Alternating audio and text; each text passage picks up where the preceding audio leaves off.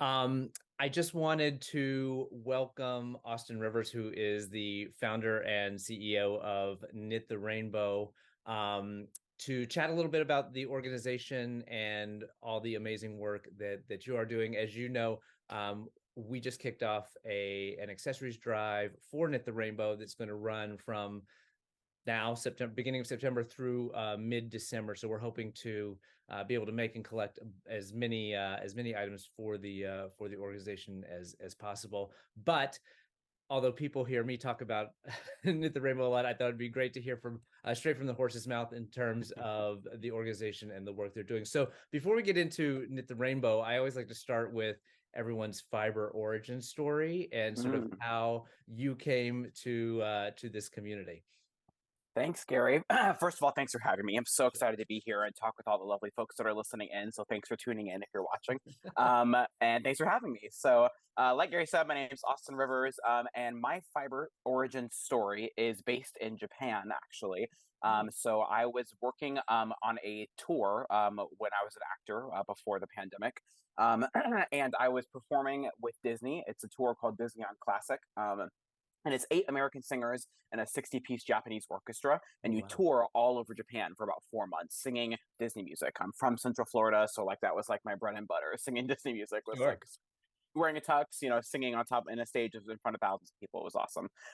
And so while you're on the tour, a lot of the distance between stops is far enough that you have to take those bullet trains, also known as Shinkansen trains in Japan. And when you're on the train, you don't always have a lot of phone service. I'm also in Japan and my phone carrier is in the US, so I don't have a lot of phone service anyways. So I was trying to think of something I could do other than just scroll on my phone and like play phone games the whole time. Because you're on the train from like 45 minutes to up to like 4 or 5 hours, depending on how far. Okay.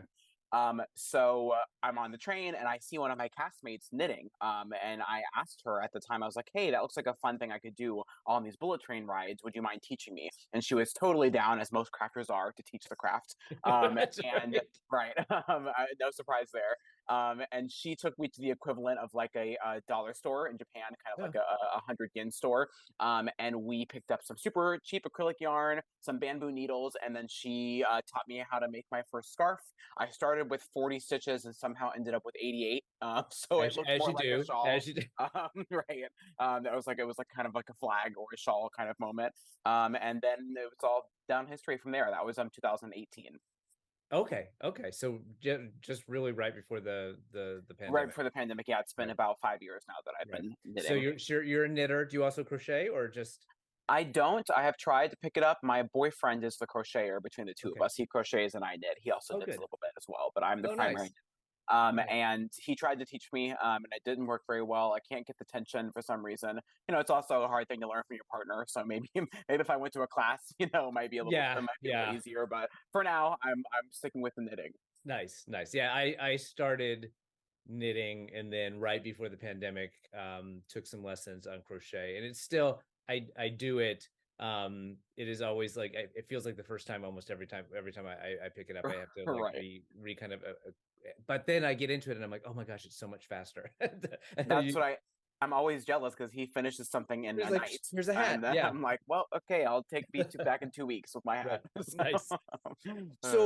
So you were working as an actor and a performer prior to the pandemic. When did the idea of Knit the Rainbow sort of start to germinate, and how did that come about? So also while I was in Japan went through the beginning of 2019 into January 2019. So while I was in Japan, I decided that I wanted to pursue a master's degree in public administration, which is basically a business degree, but for the public side. So learning how to run nonprofits, how to start organizations, how to do all the fund financing and all that stuff for all that good stuff. For the public sector. So I started that right in January when I got back from Japan. I started that program, and that took me through the end of 2020. While I was in that program is when I decided to start a nonprofit. I was trying to figure out if I wanted to work for a nonprofit or if I wanted to start a nonprofit or what I wanted to do in the public sector. And I decided that there was a way that I could fill a hole in the market. What they teach us in that program is that even though it's a public facing it's a public nonprofit, you still kind of have to fill a hole in the market in order to figure out what people need. So I did some research, and while I was in this program, I did some research and I discovered the droves of houseless LGBTQ plus youth that are living in New York City and the rest of our country. And I decided in that moment that that was the community I wanted to help. And the reason is, I didn't experience homelessness as an individual, but I did experience it with my family. When I was growing up, we were jumping from from family to family. We were living at my grandma's house for a while. We lived at my mom's church friend's house for a while. And so we were homeless for a while growing up, but I didn't have to experience that alone. I was with my family. Right. I had the privilege of being able to come out and be accepted by my family, but I did have some connection to that homelessness. Sure. And so obviously I'm also a member of the LGBTQ plus community as a gay Black man. And I also know that Black and brown folks are disproportionately affected by the housing crisis. Right. So all of that together, I was like, this is the community that I have to help. Mm. And then of course the pandemic hit. Right. And that made it even more important for me to do what I did to start an organization to keep people warm because I knew that the numbers of homeless folks were going to increase, Right. especially among LGBTQ plus youth because they were stuck with their families who didn't accept them. They were stuck in scenarios that were less than desirable, and a lot of folks ended up leaving during the pandemic because they were stuck in their home and they didn't have that respite of going to school or going to work where they could Right. escape, that the folks who weren't accepting them at home. So Right. all of that is kind of how what led me to start at the Rainbow in June of 2020 is when we launched, but we really started formulating it in February of 2020. Right. And did that first year, did you, because I know you're not just going out on the street and handing out hats and scarves and stuff. Did you Right. from the very beginning were you partnering up with agencies there in New York City? Yeah, so our very first partner was the Ali Forney Center, Okay. which is the biggest nonprofit that provides handmade. I'm sorry, the biggest nonprofit that serves Right. LGBTQ plus youth in New York City, and I Right. think actually in the country, which was amazing for us to have them as our first partner because it kind of got us in the door, and we could go, hey, we're partnered with Ali Forney Right. Center, so please, come and accept our garments. We promise we're legit. We check all the stuff that we send to you first, and it's nice and warm. The youth you serve are going to love it. Yeah. But we didn't have to do much convincing once we got Ali Forney to partner with us. So that was our very first partner, and we did our first garment collection drive specifically for the Ali Forney Center, and we Okay. were able to collect over 800 garments just for the Ali Wow. Forney Center in that Wow. first year, which was so awesome. I had no concept that we would accept that many garments in our first collection drive. And may not have Um, had the space in your apartment to Right, it definitely did not at the time, and I had to, we figured it as we went. We bought the little Right. hotel grade laundry bins, and we figured Sure. out what we would do for opening days and for how to distribute and all that stuff. So we kind of just did it one step at a time, and Yeah. here we are now, 3 years later. Yeah, and so talk a little bit about the growth. So you started with the one agency there in New York, and this year, what is your sort of goals and plans, and where you're operating? Great question. So we have slowly been adding more cities to the cities that we're serving for the youth. So we started with New York City, as I said, because that's where I live. And then within the first year, we added New Jersey because we are Mhm. right across the Sure. river. So we have now two organizations in New Jersey that we serve as well. And then we added last year. So when I'm saying last year, I mean last winter. So almost a Right. full year ago, we added Chicago as our third location that we were adding outside of the tri-state area. That was like our first outside of the tri-state area location, which has been really awesome and so successful. And this year we added Detroit, so we are Wow. now going to be operating out of Detroit as well, and serving youth in the Detroit area through the Ruth Ellis Center, which we're super excited about. Right. So that's the places that we're serving. We now have over 25 partnerships with organizations Oh, wow. around those four different places. So we went from the very first one at Valley Forney Center. Now we have over 25, and we're hoping to get to 30 this year if we can.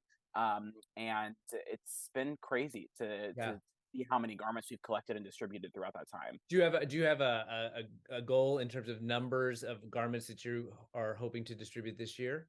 Yeah, I think our goal this year is 12,500. Wow. Last year we did almost 10K in one year, which was Wow. almost, I think that tripled the amount we did the year before. So Wow. I Now have no doubt is all that still coming through your apartment and then out back out the door? most of it is. Okay. We do have some really awesome local yarn stores that serve as drop Okay. off locations. Yep. And the ones that are in our partner cities, like Chicago and Detroit, do not send their stuff to us. They actually Okay. keep all the stuff that they make there and then they distribute it for us to the organizations that we're partnered with.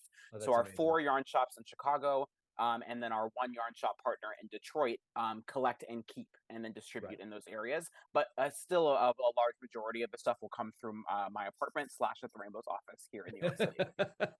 The life of a nascent nonprofit. It's Right, always exactly. Right, and it works. It works make do well with because I have access to the office. It's right in my home, so I just come over here to the right. office, and The then commute's great. it's a great commute, right? Um, but you also team up with local yarn stores not only in the cities where you're operating, right? You have a whole Right. network of those around around the country. Yeah, I think we have, I think 26 or 27, maybe even 30 confirmed right now on our website. Okay. And so those are for yarn shops who are all over the country. You can be anywhere as a local yarn store and be a drop off location. Super easy to do. Basically, they just put out a box and you can put up a sign or whatever if you want. Right. And then you collect stuff from your local community, from your constituents that are there coming in and out of your yarn shop. And then whenever you're ready to send us a box, you send us the box to our location in New York City that the Okay. Rainbow can then reimburse the yarn shops for the shipping. Because I know it can be Nice. expensive to ship big boxes of finished garments. So we're more than happy to take that cost off of our small business partners. 'Cause Nice. that's what we fundraise for. Exactly. Yeah, so if you are interested in being a yarn shop partner, all Yes. you got to do is reach out to us and we would love to get you into the system. We'll add you to the website, do a little social media what am I saying? Social media announcement. Yeah. And then you're good to go basically from there. Okay. Excellent. Because I was someone was asking in their do they have anyone in their area? And I said not yet, but I was going to find out today from you on how a local yarn store operator could do that. And Yeah, yeah, it's super easy. And you can always, if you know of a local yarn store that is one that you frequent and you want to see if they'd be willing, just send them our info. sure, So DM them on Instagram or talk to the owner there when you're at the yarn store next. And I'm sure they'd be willing to learn more and talk with you I am about it. going to reach out to my local yarn store today and see if we can Yes, that would be get one great. going here in I LA. love So that. Um, I assume that there are bigger plans in the long term goals in terms of expansion into other cities. How long does it usually take for you to feel like in a particular city you kind of okay, now we've got Chicago, we've done it for a year or two, and now we can kind of grow again. Yeah, what my thinking is that we're going to add a new city once a year. Okay, That's kind of my ultimate goal. And the way that we do that is through those local yarn store partners. So really, as long as we have one to more local yarn stores in an area that are willing to do a little bit more work to help us actually distribute the garments and host maybe a day of action for volunteers in the local area to come and help you unpack everything and then tag it or rebox it for distribution, then it's basically as easy as that. So it really doesn't make too much work for us in New York City to expand to other cities. A lot of the work actually falls on our local yarn store partners. So we're super, super thankful for those relationships. We would not be able to expand without them. right, And so that is the way that we've expanded so far, and that probably the way that we'll continue to expand until we're a big national organization and can have headquarters in New York and LA and San Fran and sure. Boston and all the other cool places. So Yeah. um, you know, Um, well, just on the logistics, because you talked about the distribution and the boxing and everything. With launching this accessories drive, a number of the knitters and crocheters have reached out to me with questions, and I mm, always go right to the website to see what I can give. yeah. But in terms of your collection window, when does that open for you? And then how late into the spring do you guys run before you stop off and kind of regroup for the warmer months? Yeah, great question. So, for those of you who don't know at all, we only collect 6 months out of the year. And that is primarily because we operate out of my apartment and I would be drowning in finished garments all year long, if not. And also because we're not really distributing in the summer months because it's Right. just too hot. So we take a break and we focus on our community outreach programming over the summer. But we do start collecting on September 15th of this year. So Okay. that's in a few days from when this goes out, I think. So September 15th, we will start collecting, and that means you can ship stuff to us postmarked on September 15th. And we will start distributing probably next month to the organizations that we partner with. Okay. Okay. We like to try to distribute earlier in the winter so that we can make sure they have the stuff so that when it gets cold, they already have stuff to wear. So Okay. we'll probably do our first distribution in like mid to late October. And then we collect all the way through March, like March 1st is when we Okay. stop Okay. collecting. So that way we can do our last distribution in early March Okay. for anyone who still needs some warm winter wear. Sure. Well, that's great to know because I'd sort of told people to, gather everything up until December 15th and then ship it, because just to document it, because there are all these prizes and giveaways that are happening. Right. But I think, maybe what I'll do is just say, just document it as you go. And as you collect things, especially if you've got a local yarn store that you're dropping things off to, just go ahead and get them into the system so that they can get distributed sooner rather than later. So Yeah, that totally works for us. Yeah, we'll do a distribution. We usually do one like every other month in the winter, so we'll do three of them. Usually we do an October distribution, December, and then like a late February, early March okay, distribution. okay. So I'll try to encourage people to go ahead and get things sent in sooner rather than later. In terms of the types of items that you collect, in terms of, I guess, what is needed most, and what would you love to see people working on? Yeah, that's a great question. So we accept anything handmade and wearable, knit and crochet. So that is like beanies, socks, gloves, cardigans, sweaters, mittens, cowls, shawls, any of that good stuff. So as long as Okay, it's wearable and it's a winter item, we will take it, and it's okay, handmade. And we do ask that things are unworn. So if it's something that you made, 10 years ago or even 5 years ago, and it's been worn a couple times, we don't typically accept those because the shelters ask for stuff that's unworn. They ask for okay, stuff that's new. So we do ask that. So, okay, we do ask that you're making stuff new for us each year.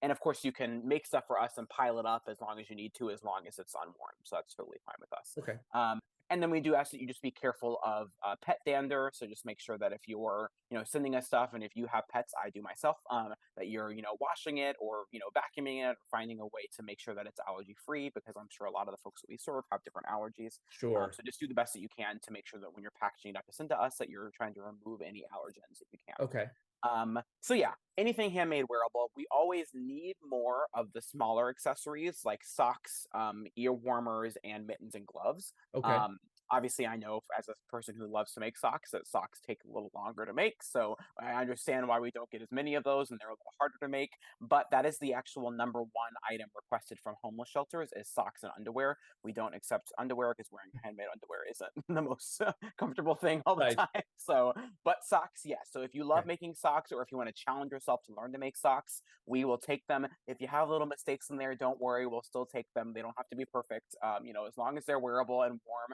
we'll take your socks. So if you want to start making socks and try out a couple pairs and they're not perfect, we'll still take them. right, So socks, socks, socks for sure. okay, Mittens, also gloves and ear warmers, but we'll take anything. If you don't like okay. making those things, we'll still take your other stuff. In terms, I mean, I know on the way, and if folks don't know, on your website, you have a lot of patterns that Hmm. designers have donated to, if you need some inspiration. In Yeah. terms of sort of materials, um, sort of the content of the yarn, Hmm. sizes, colors, any guidance there in terms of what Yeah. most helpful? Absolutely. So, material wise, we accept yarn, any type of yarn. So you can craft with whatever yarn you have. Doesn't matter if it's acrylic or wool or any of that stuff. A lot of the folks that we serve don't have access to regular laundry, so it's not a super huge concern for us Okay, for shrinkage. okay, Of course, we do love when you make stuff that can be washed because it makes it so that it won't shrink. But we do sure, accept stuff that can is typically not only hand washable. okay, If you do want to add a little tag to that, you can. And if it's a tag that just says hand wash only, we'll keep it on there. We typically remove other tags. So if you are a person who wants to attach a tag, just know that we typically remove them because we want all of our stuff to be uniform. So we always gotcha, attach a tag ourselves that says "Made with Love" by an It's a Rainbow volunteer. okay, And then on the back, it has information for free sexual health services for the youth. okay, So if you are sending us stuff with tags, it actually creates extra work for us because we do okay, have to take those tags off, and then put our own tags on. So that's just something okay, else to keep in mind. great, Any type of fiber that you want, send it to us. Any colors, there's no color restrictions. So whatever you have around, you can make stuff with. We don't have any pattern restrictions either. So as long as it's something that you want to make, you can send it to us. And okay, again, as Gary said, we do have some free patterns on our website that have been generously donated by a couple of pattern designers. And if you're a pattern designer and want to donate a pattern to us, you can always do that. Just send us right, an email. We'd love to right, have some more patterns, especially crochet patterns. We're low on those on the website. okay, Um, and Sizing wise, basically, the youth that we serve are anywhere between the ages of 12 and 24. So it's a pretty wide range of okay, sizes there. So really, the youngest, smallest teenager up to a full size adult. So really, okay. any sizes we'll take as long as it's bigger than a children's size. Okay. Okay. Perfect. Um, You mentioned volunteers in helping you pack and distribute and things like that. Is there a way for them or people who might be in New York, Chicago, or Detroit to sort of sign up through the website to help out? Yeah, absolutely. We have a little events page on our website that has any and every Knit the Rainbow event that's on there, whether it's in New York City, Detroit, or Chicago, or anywhere else. And that is where you can sign up for any events like our Days of Action. That's what we call them. So in New York City, those happen once a month. So we'll have 6 of them throughout the next 6 months during the winter. And that is where you come to my apartment slash KTR's office and you help me to unbox the hundreds of boxes that we get every winter, sort them, put them into our big laundry grade bins, tag them, and then rebox them for distribution according to the needs that our partners have. So Okay. we do those once a month. So you'll definitely always find those if you're local to New York. And then if you're in Chicago, we'll probably have 1 or 2 days of action throughout the winter coming up as well to help our local yarn store partners. And then also in Detroit, we're definitely having one. I actually will be visiting Detroit in November. So if you are located in or near the Detroit area and want to come to like our official KTR launch in Detroit, stay tuned for a date in mid-November for that. Nice. Just and it just popped into my head. If someone is not local to any of your air, are the local yarn stores partners accepting mail-in donations as well? So if I said, oh, maybe they need more in Detroit, I should send it to the Detroit store. Is that good, So or right is everything now, better to come through New York? all mail-in is coming in through New York, Okay. and what we do is if we find out that Chicago or Detroit need more garments, we will ship them directly, or I will bring them with me when I visit those locations. So that's what we did for Gigantic Chicago suitcases. last year. Yeah, we actually rented a van, a minivan, Oh, and we drove the 12 hour. Is it 12? I think it's about it 12, is. 10 to I've done 12 that drive hours. in one Yeah. day. It's a long day. It's a long Yeah. day. Yeah, so we did that when we did our launch last year. I Okay. brought hundreds of garments with me from New York to Chicago to supplement what they had collected, Okay. which is super easy for us to do for now. I don't really like having the shipping burden on our yarn Right. shops just for now. Right. But there might be a world where in the future a couple of them elect to take some Sneak in. mailed in donations. But for now, send your stuff to New York City or drop it off in person at a yarn store, and then we'll figure out how to get the stuff that we need to the places that we The need place it. you need it. Okay, perfect. We talked about the events page on your website. I know you Yes. have your big fundraising event, annual event coming up. So why don't you tell us all about the Pearl Awards and when that's going to Yes. happen and how people can get involved? Absolutely. So we're super excited to bring the Pearl Awards back. We did them for the first time last year. As Gary, of course, knows, he was one of our Pearl Award honorees at our inaugural Pearl Awards. And the Pearl Awards basically is in addition to being a fundraiser, it's also an award ceremony where we honor 4 individuals who have used their voice and platform to make the world a safer place for the LGBTQ plus and BIPOC plus communities. And when I say BIPOC, I mean Black, Indigenous people of color, just in case you don't know what that acronym means. And then of course LGBTQ plus. Hopefully you know what that one means. That one's pretty floated around pretty often. So basically, we're honoring 4 individuals who have given back to the community. We try to honor 2 folks who are fiber based individuals and then 2 folks who are like LGBTQ activist individuals. Obviously, there's some crossover. Most of the Sure. fiber people that we honor are also activists, but we kind of do at least 2 of each of those categories so that we can make sure that we're one, teaching folks about people they should follow and people that they should get to know who are in the fiber arts community, but also opening you up to people who are outside of the fiber arts community who are doing really great work in the LGBTQ plus space. So that's the Pearl Awards. It's going to be on November 9th, which is a Thursday at 7 p.m. Eastern Standard Time. And it's online and it's completely free to attend. So there's no reason not to come. I promise you it's a great time. It's co-hosted by myself and another co-host, which we're going to be announcing in the next couple of weeks. So stay tuned for that. Nice. And we have the honorees that all come and give speeches. We have other special guests. Last year we had Governor Kathy Hochul come and give a little 30-second speech, which was really cool to have the governor at our first Pearl Awards. We fundraised $13,000 in one night, which was Amazing. crazy. Not expected to do that, which really helped us to get through to this point where we are right now.